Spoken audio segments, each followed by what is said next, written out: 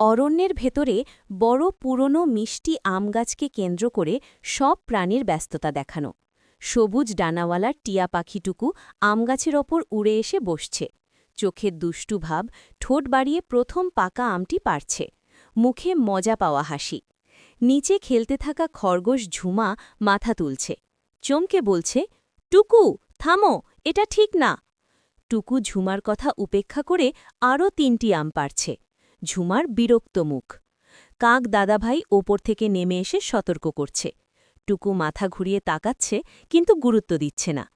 রাতের বন, চাঁদের আলো, টুকু গাছের ডালে বসে গোপন পরিকল্পনা করছে ভোরে গিয়ে আবার আম পাড়ার। ঝুমা লুকিয়ে টুকুর কথা শুনছে এবং সিদ্ধান্ত নিচ্ছে সকাল সকাল পাহারা দেবে।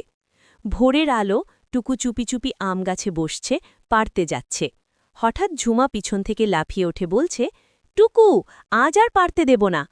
টুকু রাগে, তুমি আমাকে আটকাতে পারবে না, বলে এক লাফে আম পাড়ছে। ঠিক সেই মুহূর্তে গাছের ডাল ভেঙে পড়ছে। ঝুমা ভয় পেয়ে কান্না করছে।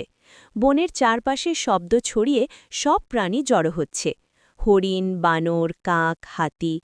সিংহ রাজা এসে বিচার সভা বসাচ্ছে। টুকু মাথা নিচু করে দাঁড়িয়ে আছে। প্যাঁচা বলছে, নিয়ম না মানায় গাছের ক্ষতি হয়েছে। টুকুর চোখে অনুশোচনা।